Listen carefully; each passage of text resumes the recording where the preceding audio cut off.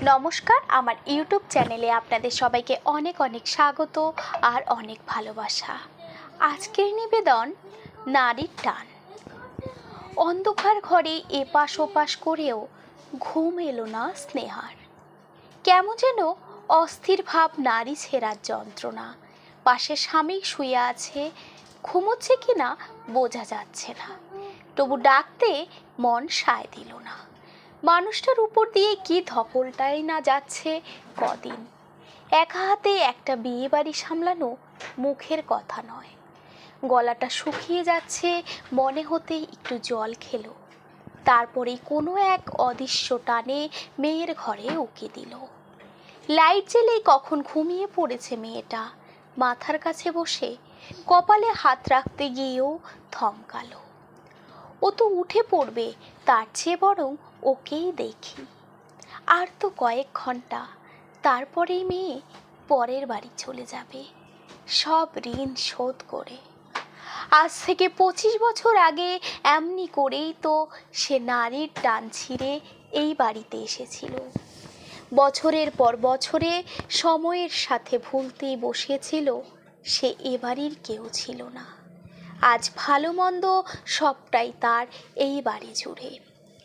বাবা মার জন্য মন খারাপটাও কখন যেন সময় সাপেক্ষ হয়ে গেছে। তবু একদিন তারাই সব ছিল। কি অদ্ভুত এই সমাজ ব্যবস্থা, আর কি অদ্ভুত এই সম্পর্ক। দূরত্ব বাড়ার সাথে সাথে সব ফিকে হয়ে আসে। জ্ঞান হওয়ার পর থেকেই শুনে এসেছে সে পরের বাড়ির জিনিস শুধু কিছু বছরের জন্য গচ্ছিত রাখা আছে এই বাড়িতে। খারাপ যে লাগতো তা নয়, তবে গায়ে মাখার মতো নয়। বাবা মা বকলে অভিমান করেছে, মনে হয়েছে কখনো বাড়ি ছেড়ে চলেই যাব, আর ফিরবো না। রান্না করতে অস্বীকার করলেও বকুনি খেতে হতো। আর শ্বশুর বাড়িতে কথা শোনার প্রসঙ্গে শ্বশুরবাড়ি কোনোদিনও যাব না এই কথাই বলেছে। বয়সের সাথে সাথে বাচ্চাদের মতো বায়না করতে নেই শুনেছি, তাই বিয়ের সময় কোনো আপত্তিই টেকেনি।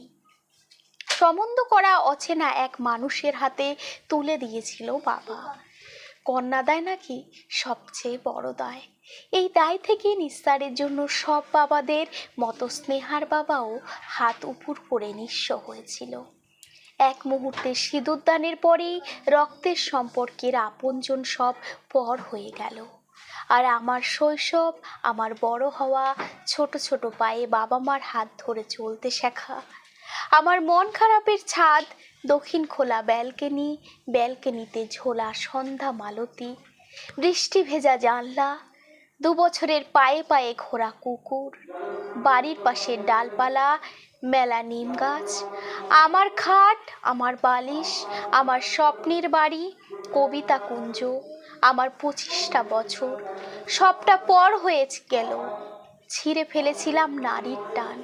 সেদিনের সেই মুহূর্ত থেকে শ্বশুর বাড়িটাই সব কিছু। সত্যি নারী জাতি বলে কিনা জানি না, আমরা মেয়েরা চোখের জলে নাকের জলে করে সব বন্ধন মুক্ত করে বাবা মায়ের ঋণ শোধ করে চলে আসি। আর কিভাবে একদম অচেনা অজানা মানুষগুলোকে আপন করে কাছে টেনে নিই। তারাই জীবনের ভালো মন্দের সাথী হয়ে ওঠে। সত্যি কতটা ঋণ শোধ করেছে স্নেহা জানে না, তবে মনে মনে প্রার্থনা করেছিল এই ঘটনার পুনরাবৃত্তি তার জীবনে যেন আর না ঘটে। কিন্তু স্নিগ্ধার জন্মের পর থেকেই কত রাতে ঘুম ভেঙেছে স্নেহার দুঃস্বপ্নে। দিন গুনেছে আর ভগবানের কাছে সাহস আর মনের জোর চেয়ে নিয়েছে কালকের দিনটাকে জয় করার জন্য। ছোট থেকেই কতটা আগলে রেখেছে সে স্নিগ্ধাকে। অল্প আঘাতেই ও কেমন অস্থির হয়ে ভেঙে পড়ে। যে কোনো ব্যাপারে আমি না হলে ওর চলেই না। সেই মেয়েটাও আমার কোল খালি করে চলে যাবে। কি করে থাকবে মাকে ছেড়ে, আর আমিই বা কি করে থাকবো ওকে ছেড়ে? মা, তুমি আবার কাঁদছো? আমি কোথাও যাব না তোমাকে ছেড়ে, বিয়ে করব না। দূর পাগলি, মেয়েদের এটাই যে নিয়ম। আজ কষ্ট হচ্ছে, কিন্তু এই তুই যখন সুখে সংসার করবি, আমার থেকে বড় সুখী আর কে হবে বল। আমি আর কাঁদবো না, ঘুমিয়ে পড়, তোর মাথায় হাত বুলিয়ে দিচ্ছি। জানিস তোর দিদাও এমনি করে বিয়ের আগের রাতে আমায় ঘুম পাড়িয়ে দিয়েছিল, আর এই কথাগুলোই বলছিল আমায়। প্রত্যেক মাকে আর মেয়েকে এই বিয়ের আগের নির্ঘুম রাত আর কনে বিদায়ের সময়টুকু পার করতেই হয়।